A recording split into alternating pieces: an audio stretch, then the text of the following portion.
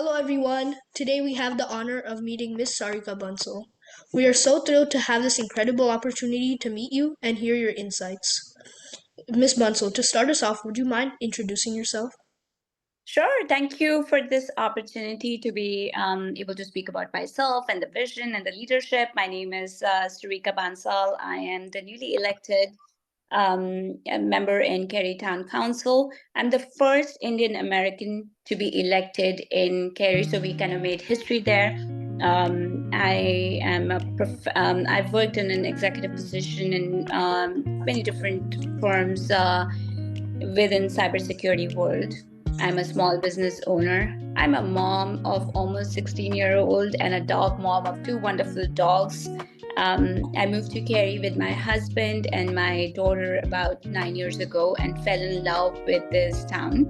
It's a beautiful town, and it gives us an opportunity. It gave us a lot of professional and personal success, and I can't see my life outside Cary anymore. Wow, it looks like you have quite the journey and the family. Yes, we do.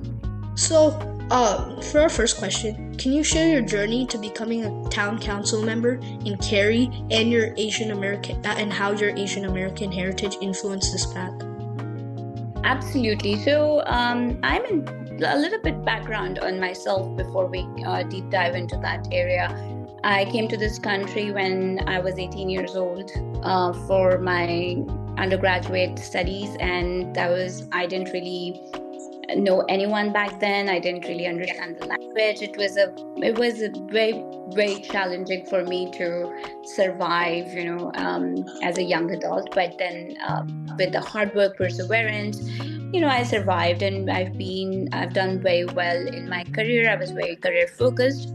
I worked in various different areas within banking, but then my love really is within cybersecurity world, and that's where I grew in my career. I worked in various different capacities, and my last position was at the clearinghouse, where I worked as global head of identity and access management. It's an area within cybersecurity world. So an opportunity came up. One of the town council members, they were moving up to the house, and there was a position that was vacant within Cary, and I live in that district. So the Cary Town Council reached out to some of the community leaders and said, "Hey, would you have anyone interested in, kind of running for the council position?" And that's when the community leaders, they came to me and they said, "Hey, we really need a person who could really lead and do well in this role and represent the community, not just Indian American, but Asian Americans and the community that we live in." So that was an opportunity that was brought to me, and I was not very politically active. So for me, this was something very new, and I accepted it, and I went for the appointment process. I didn't get appointed, but I ran for election and I won the election. Okay, so it looks like you have a very diversified background, but cybersecurity is what you love. I'm a jeweler as well.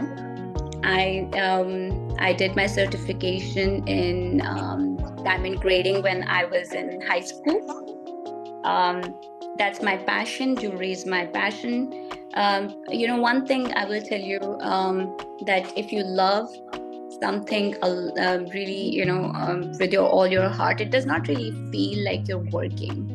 So that's how I see my business. It's really, something I really enjoy, something I really love, and it doesn't feel like I'm working.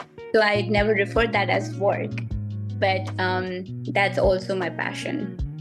Yeah, I guess that's why Raj Jewels has so many customers. Me too. So, what specific initiatives have you led or supported that address the needs and concerns of Asian American residents within the community? One of the biggest things that I did during my campaigning was to bring awareness about the importance of municipal elections. Asian community is not very active when it comes to municipal elections. People don't like to vote. They don't understand the importance of it. And I'm not saying this in a negative way, but it's more of a life of an immigrant is more about when you come here, you have so many hurdles to break through. You don't have voting rights for majority part of your time in US, and most of the people like who are pretty much in the same bucket as me, they probably became citizens like in past decade. So we don't even understand how important the municipal elections are. So to bring that awareness was very important. Very proudly I can say that in 2019 only 150 Asian Americans voted in my district, but when I ran for election in 2023, there were about 2,700 Asian Americans that voted. So to bring that awareness and level of urgency and importance into their day-to-day work related to municipal, I think that was very, very important and it was needed. And I'm hoping that we can keep up with the momentum with the current election that is coming up, because it's going to be a very, very important election this year. I hope everybody agrees on that. Second thing I would say is that bringing I'm very new to the council. I've been only there for 7-8 months, but the initiatives that I'm picking up, which is very centric to Asian American, they're bringing the transparency and bringing more visibility from a cultural perspective on what the Asian culture is and what are the priorities of people who are from Asian background. One other thing that I'm really working very hard on is bringing the cricket field to District D, which is Western Cary. I'm hoping that we can build a cricket field and we can bring the Indian American community together and host a lot of matches for our young adults, and they could be our budding cricket sports people, representing us at the national level. That sounds very nice. I love cricket as well. So, I heard that you used youth to help you with your re-election campaign. So, uh, why did you do that? So that's an excellent question. To give you a little bit more background on this, I have a daughter. She's in high school.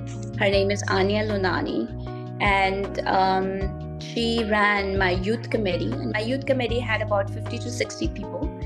It was, it was very important to educate our youth on what the municipal elections are, why is it important, and why we should participate, why is it our civic duty to participate in these elections.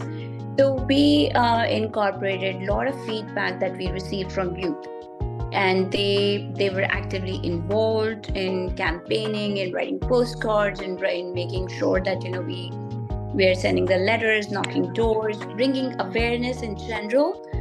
So I think that kind of helped us a lot. So, now back to Raj Jewels. So, as an owner of a small business, how do you incorporate cultural values such as being kind every day into your business practices and customer experience and relations? One of the biggest things that we thrive on is bringing the best quality product and being fair and honest with our dealings with our customers. That's something. It's our business practice, but it is also our own value. I grew up in this business, so I understand the business in and out. And there are so many ways that you can handle a customer or you can handle your products. But bringing that fair value and the product to your customer is the most important thing for me. And I make sure that every customer is treated the same way, and they could be issues where people don't like the product, which is perfectly fine. I mean, we have to agree to disagree with each other, but we try to cater as many people that come to our store and provide the fair value to them based on what the product that we have. Yeah, so it looks like you're growing up influenced your business later on. So, I, so what challenges have you faced as an Asian American entrepreneur? And if how have these experiences influenced your role on town council? so I think from an Asian American business owner, I don't think we had any issues. The best part about us, from the background that I come from, I grew up in the business world. I My dad was already in jewelry business, so I've learned this from the childhood, and I was able to learn best practices from him and able to implement that in our business today. So I don't think I had any challenges and issues as such. People have been very kind, and the community has supported Raj Jewels, as Raj Jewels has also supported the community. One of the biggest things that we do is where we believe in philanthropic events a lot. So we actually donate money to a lot of community events to uplift community. So it's a partnership, right? You're making money, but you're also giving back to the communities. That has been a very, very big part of our business model. And I feel like blessed that we are able to support the community as the community is also investing in our business. So I think that's the same value that I bring to the council, where I'm giving back to the community as I'm also learning a lot and growing in the world, right? So it's a win-win for everyone, and I love what I do. I bring the thought leadership and public servant mentality to the table, and that has helped me tremendously. Yeah, giving back to the community is a very important part of doing business. So last question about Raw Jewels. How do you see small business? How do you see small businesses, particularly those owned by Asian Americans, contributing to the economic and cultural fabric of Cary? So, like you said, giving back to the community. How do you see other small businesses or I think every business tries their best. It depends on their position, their funding, and I think in general, I feel if you see the diversity quotient in Cary, it's pretty high up from where we were 10 years ago. So having these businesses serve the community, I think it's a huge plus for us. As I can say that proudly as a Cary leader. And I feel that we need to promote these businesses more and make sure that there is a safe and open environment for them to thrive in.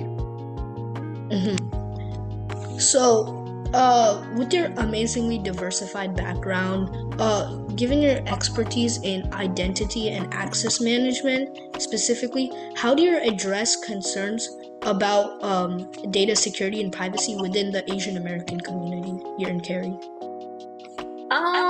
I think it's the education. We have to be very much more aware the world that we live in. Like just yesterday, I was listening to news on the radio, and I heard that Madam Vice President Kamala Harris's campaign was had experienced some cyber attack, but it was a failed attack. So it's the world that we live in.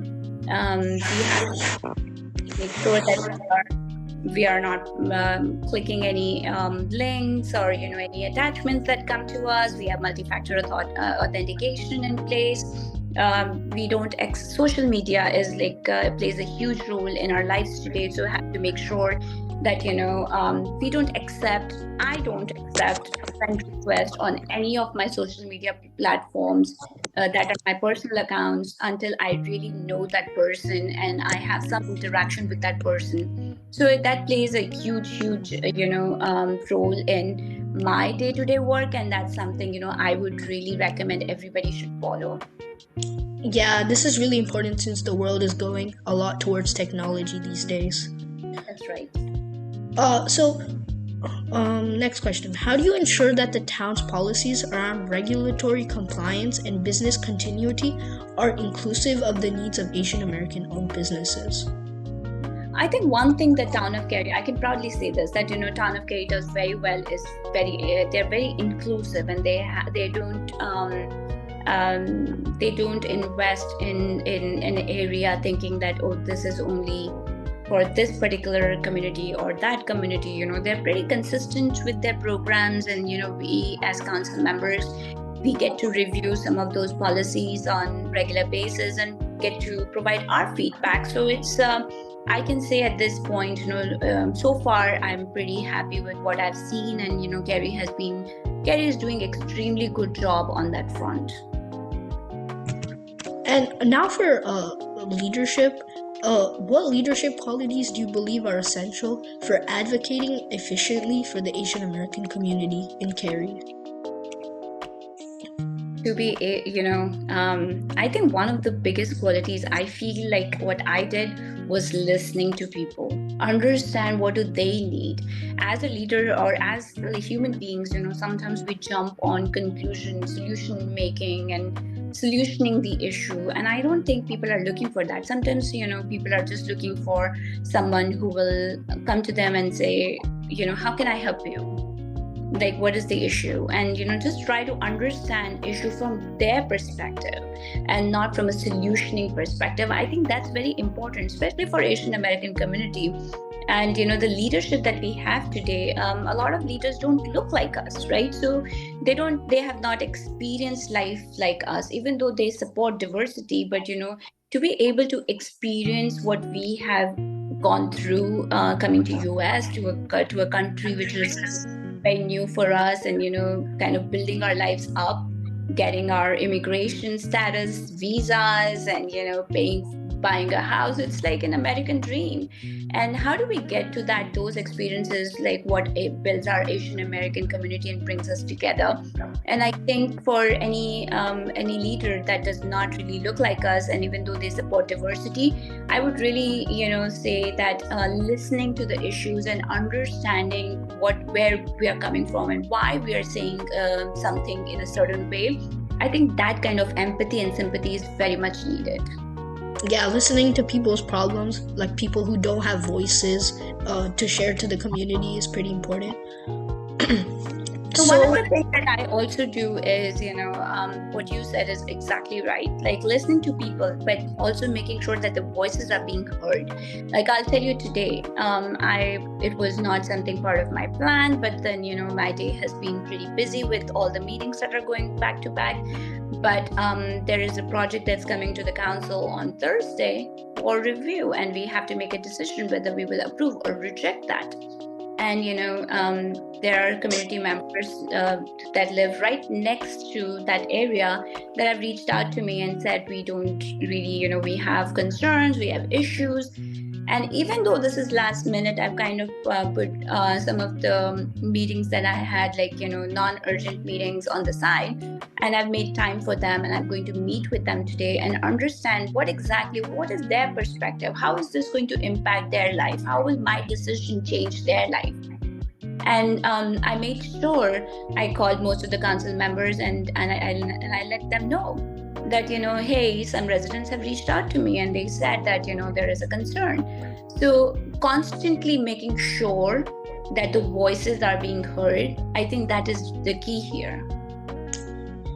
Yeah, so as we know, Asian Americans, especially Indian Americans, are moving from New York, Texas, LA, here in Cary. So as the population grows, how do you see Cary evolving to better serve them? And what role do you see yourself playing in this transformation?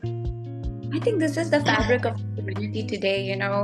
It's very diverse. Like my district right now is very diverse, and like you said, absolutely, you're right. Most of the people are in my district. They have moved from either New York, New Jersey, Seattle, California, and they bring their diverse culture and perspective in. So it is it helps us grow as a community. I feel like everybody is so much invested in each other's success. And when we moved here, I was so happy that my kid could just play on the street. She could just bike and she could play in the playground. She could do horseback riding because that's possible in North Carolina. So we could explore so much more than what we could earlier. So that opened a lot of opportunities. And I see that, the community that's moving here, that's going to help us build so much more from an experience standpoint and bring the community together. That is our USP right now.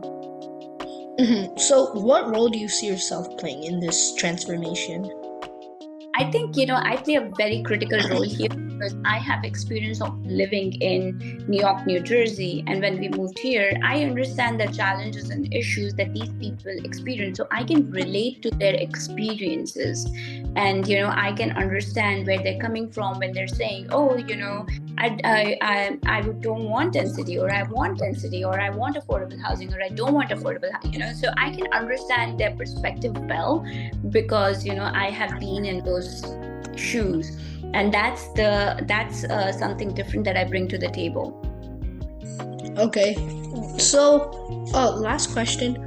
What advice do you give yourself to youth and young rising Asian Americans who aspire to leadership roles in public service or business? That's again a very good question, and I kind of follow this myself because I have a daughter and I can constantly try to engage her. I would say the youth, we really need you guys. We really need you to understand, how the system works. How we need leaders like yourself and others to represent us at platforms that's very hard for us to reach. Like for me, running for municipal election and winning this seat was a dream that we didn't even think we could see. And I really hope that this could inspire a lot of people and they could run at state and national level. But for that, you have to educate yourself, you have to engage yourself, and you have to make sure that you're aware of what current issues are. In the spirit, I actually started during my first week of being the council member, I actually met with the town manager and I requested him that we need to start a youth academy to educate, our youth on the municipal, like how does municipality works, what kind of effort that goes into in the background to run the town. And so we started one class, and it was a super success. Now those students who were enrolled in this program, they're actually coming back to us and they're requesting they want to shadow all of us. Someone was telling me yesterday there is a town attorney. So this student actually shadowed the town attorney because he wanted to learn how does it work, the process works. And the other group told me it's a 311, which is a citizen advocate group in Cary. They received a request, so they actually had one student shadow. I have a student that's going to shadow me on Thursday. So, we see a lot of engagement, a lot of exposure through these programs that I developed or I'm developing. And I see we're moving in the right direction, but engagement is the key. Okay, is there anything else you'd like to share about your work with Asian American community or your vision for the future? Sure. My vision for the future would be that, I want to see more Asian Americans to really get engaged, come forward to, to support the community, or perhaps just vote. Please make sure you vote. And one thing I would really request is that, please make sure that you're reading about the candidates. And there is a lot of, during elections, it happened in my election, it happens all the time. There's a lot of false information that gets floated around. So make sure you're actually talking to the candidates if you can. If you can't, read about them, send them emails, or, talk to people and see what are their views, and try to educate yourself from different forums so that, you can make an informed decision when you're actually voting. Voting is your civic duty. So please do show up in November to vote. Okay, on behalf of ANN, we would sincerely like to thank you for your valuable time this morning, and have a great day. Thank you so much for the opportunity. Thank you. Have a good day.